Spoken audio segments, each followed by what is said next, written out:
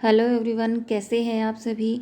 आज का हमारा टॉपिक है इंग्लैंड में कार्यपालिका, जिसके तहत हम वहाँ की मंत्रिमंडल और प्रधानमंत्री के बारे में अध्ययन करेंगे।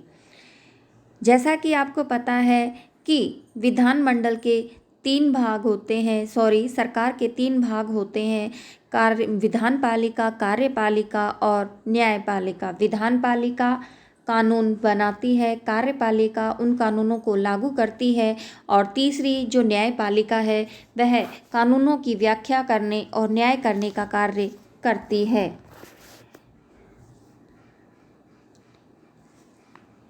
ब्रिटिश मंत्रिमंडल देश की वास्तविक कार्यपालिका है और व्यावहारिक रूप से देश का समूचा शासन इसी के द्वारा किया जाता है। सम्राट केवल नाम मात्र का अध्यक्ष होता है और वह अपनी समस्त शक्तियों का प्रयोग मंत्रियों के परामर्श पर ही करता है। मंत्रिमंडल की नियुक्ति प्रधानमंत्री द्वारा की जाती है। कैबिनेट के भीतर वरिष्ठ पदों को आमतौर पर प्रधानमंत्री द्वारा चुनावी जीत के कुछ घंटों के अंदर ही नियुक्त किया जाता है। ब्रिटिश राजनीति जो लिबरल डेमोक्रेट का नेतृत्व सबसे विशेष रूप में सभी कैबिनेट सदस्यों, सांसदों और साथियों की नियुक्ति की जाती है। वर्तमान में टोनी ब्लेयर मंत्रिमंडल की बैठकों में निर्दलीय नेताओं की इजाज़त दी जाती है, साथ ही इनका प्रयोग भी किया जाता है। मंत्रिमंडल के सबसे वरिष्ठ सदस्य उप प्रधानमंत्री, विदेश सचिव, राजकोष के कुलाधिपति और गृह सचिव हैं। ये पद आम चुनाव के परिणाम ज्ञात होने के तुरंत बाद सबसे अधिक संपन्न किए जाते हैं या सम्मिलित किए जाते हैं। कम पदों की घोषणा बाद में की जाती है और यह 1 या 2 दिन पहले ही हो जाता है, जब छोटे कैबिनेट में पदों की गिनती की जाती है। कैबिनेट के भीतर पदों के लिए कभी भी निर्धारित संख्या नहीं रहती है। प्रधानमंत्री सरकारी विभाग को मिला सकता है और कैबिनेट पदों में शामिल हो सकता है और वह नए भी बना सकता है। इस प्रकार एक नए कैबिनेट पद की आवश्यकता होती है। कैबिनेट के लिए सबसे आम जो आंकड़ा है वो सदस्य संख्या है, वो 22 है। वर्तमान में कैबिनेट की सदस्य संख्या 24 है। व्यावहारिक रूप में ब्रिटेन में एक कैबिनेट सरकार है। यह वर्तमान संविधान के वह सिद्धांत है, वह जगह है जहां देश से संबंधित मुद्दों पर चर्चा करने के लिए कैबिनेट एक निकाय के रूप में मिलती है। यह विभिन्न दृष्टिकोणों पर चर्चा करता है। जो कुछ भी चर्चा की जाती है या उससे संबंधित तर्कों का वजन किया जाता है और एक निर्णय पर आता है जिसे कैबिनेट के बहुमत का समर्थन प्राप्त होता है। इस तरह यह सरकार की नीति बन जाती है। अगर हाउस ऑफ कॉमन्स में समर्थित हो, इसके पीछे बहुमत कैबिनेट समर्थन की वैधता है। इसका मतलब है कि निर्णयों के पीछे सामूहिक जिम्मेदारी होती है। सभी कैबिनेट सदस्यों से सार्वजनिक रूप से ऐसी नीतियों का समर्थन और बचाव करने की अपेक्षा की जाती है। संसदीय बहस के दौरान कैबिनेट मंत्रियों से भी ऐसी ही नीतियों का बचाव करने की आशा की जाती है। कैबिनेट के पास अपने आप में कोई अधिकारी नहीं होते हैं। यह प्रीवी काउंसिल के माध्यम से कार्य करती है। प्रीवी काउंसिल में सीट 13 की तारीख होती है और इसमें कई सौ लोग शामिल होते हैं, जिनमें कैबिनेट मंत्री, पूर्व कैबिनेट मंत्री, संसद के अध्यक्ष, लॉर्ड्स ऑफ अपील आदि शामिल होते हैं। यह केवल तभी मिलते हैं जब सम्राट की मृत्यु हो जाती है या कोई अन्य कारण उत्पन्न हो जाता है। जब ऐसा नहीं हो रहा होता है तो इसके लिए कामकाज कैबिनेट द्वारा ही संचालित किया जाता है। इसलिए सरकारी कैबिनेट के सभी सदस्य प्रीवी काउंसिल के भी सदस्य होते हैं।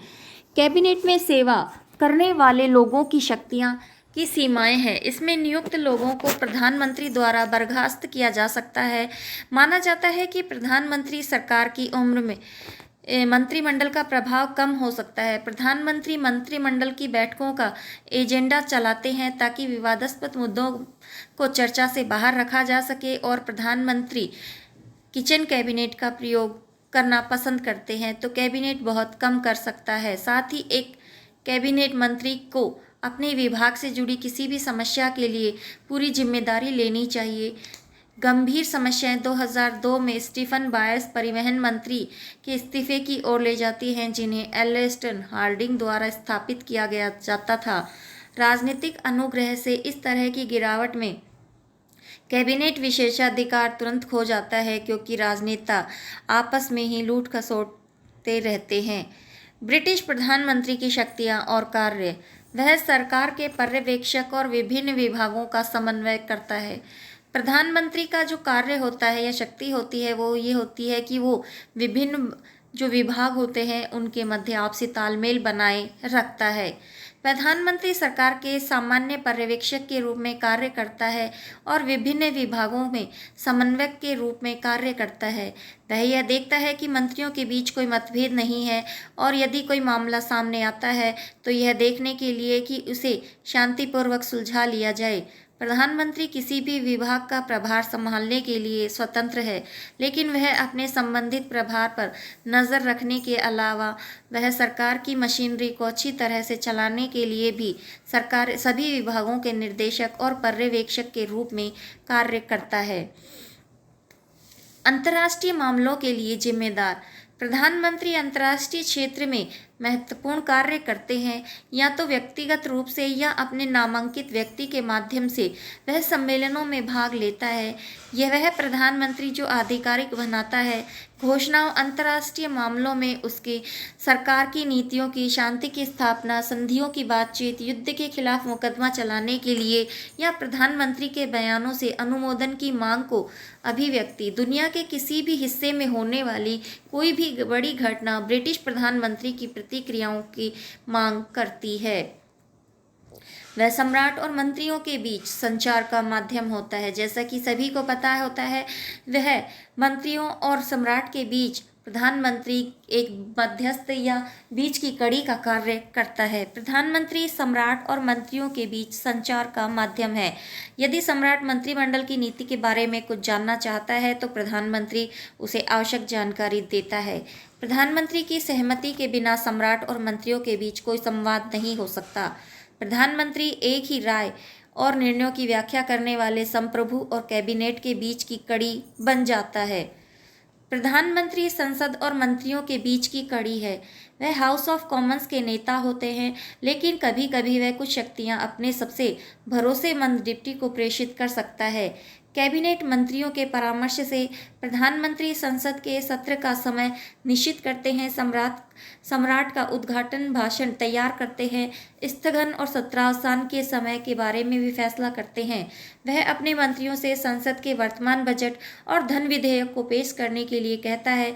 जब विपक्ष सरकार के खिलाफ एक बड़ा फैसला करता है तो प्रधानमंत्री एक संतोषजनक स्पष्टीकरण देने के लिए भी हस्तक्षेप करते हैं। सरकार की रीढ़ या वास्तुकार। प्रधानमंत्री अपनी सरकार का निर्माता होता है। सम्राट हाउस ऑफ कॉमन्स में बहुमत दल के नेता को सरकार बनाने के लिए आमंत्रित करता है। प्रधानमंत्री के नेतृत्व में मंत्रालय के सदस्यों के विभिन्न ग्रेड होते हैं। सबसे पहले आंतरिक मंत्रिमंडल होता है, जिसमें 4-5 मंत्री होते हैं। वे प्रधानमंत्री के सबसे भरोसेमंद लोग होते हैं। दूसरे कैबिनेट मंत्री होते हैं, जिनमें महत्वपूर्ण लगभग 20 वरिष्ठ मंत्री होते हैं। वे बहुत ही महत्वपूर्ण मंत्री होते हैं और वे विभिन्न विभागों का कार्यभार संभालते हैं। तीसरा कैबिनेट स्तर के मंत्री होते हैं। वे कैबिनेट मंत्रियों से काफ़ी निकट होते हैं। उन्हें तब तक कैबिनेट की बैठकों में बैठने की अनुमति नहीं होती है जब तक कि प्रधानमंत्री ऐसा नहीं चाहते हैं। अगला है जो चौथे होते हैं राज्य या उपमंत्री होते हैं। एक राज्य मंत्री तो कुछ कम महत्वपूर्ण विभाग का स्वतंत्र प्रभार धारण कर सकता है या कुछ महत्वपूर्ण मंत्रियों से जुड़ा हो सकता है। अंत में मंत्रियों से जुड़े संसदीय सचिव या कनिष्ठ मंत्री होते हैं। उनके पास किसी विभाग का कोई स्वतंत्र प्रभार नहीं होता और इसलिए उनके पास कोई मंत्री परिषदीय शक्ति भी नहीं होती है। संसदीय सचिव का मुख्य कार्य एक मंत्री को संसद से संबंधित कार्यों में प्रश्नों के उत्तर देने और संसदीय बहसों में भाग लेने में मदद करता है। ब्रिटिश प्रधानमंत्री न तो राष्ट्रपति है और न ही तानाशाह है। संसदीय सरकार के पतन और राष्ट्रपति प्रधानमंत्री के उदय के बारे में चर्चा देखने में यह पाया गया है कि क्या संसदीय सरकार को अर्ध राष्ट्रपति सरकार में स्थानांतरित किया जा सकता है। किसी को अगर प्रधानमंत्री क्या राष्ट्रपति की तरह बन सकता है या तानाशाह बन सकता है। ब्रिटिश प्रधानमंत्री को राष्ट्रपति जैसा बनाने वाले कौन कौन से कारण रहे हैं? पहला है, प्रधानमंत्री इस तथ्य के बावजूद कि उन्हें किसी विशेष निर्वाचन क्षेत्र द्वारा चुना गया है, पूरे देश का उपाध्यक्ष बना दिया जाता है। आम चुनाव अब भी प्रधानमंत्री का चुनाव है। चुनावी जनादेश के बल के आधार पर प्रधानमंत्री सहयोगियों के चयन में काफ़ी स्वतंत्र महसूस करते हैं। वह एक मजबूत स्थिति में आ जाते हैं जिससे वह पार्टी या फिर से बनाए बिना ही प्रभावी ढंग से नियंत्रित करता है। संरक्षण की शक्ति ने प्रधानमंत्री को न केवल कैबिनेट के बल्कि पूरे प्रशासन के मालिक के रूप में कार्य करने में सक्षम बनाया है। सम्राट सम्मान का प्रमुख स्रोत है, लेकिन सभी सम्मान उसके द्वारा प्रधानमंत्री की सिफारिश के बाद ही दिए जा सकते हैं। प्रधानमंत्री उन लोगों के लिए है जिन्हें वह पसंद करते हैं या उन्हें दिए गए पद के अनुसार ही उन्हें नापसंद करते हैं। प्रधानमंत्री न केवल पार्टी के साथ साथ सरकार के लिए भी नियंत्रक होता है, बल्कि सिविल सेवकों की सेना के वास्तविक नियंत्रक भी बन गए हैं। सचिवालय और प्रशासन के पूरे नेटवर्क पर उनका नियंत्रण होता है। प्रधानमंत्री संसद का नियंत्रक होता है, उसकी वसीयत कानून बन जाती है और अधिकारी का बिल हाउस ऑफ कॉमन्स के माध्यम से जितना अधिक होता है उसे हाउस ऑफ लॉर्ड्स द्वारा बाधित नहीं किया जाता और शाही सहमति संवैधानिक औपचारिकता का मामला होती है। इसी के साथ आज का हमारा ये टॉपिक यहीं समाप्त होता है। धन्यवाद।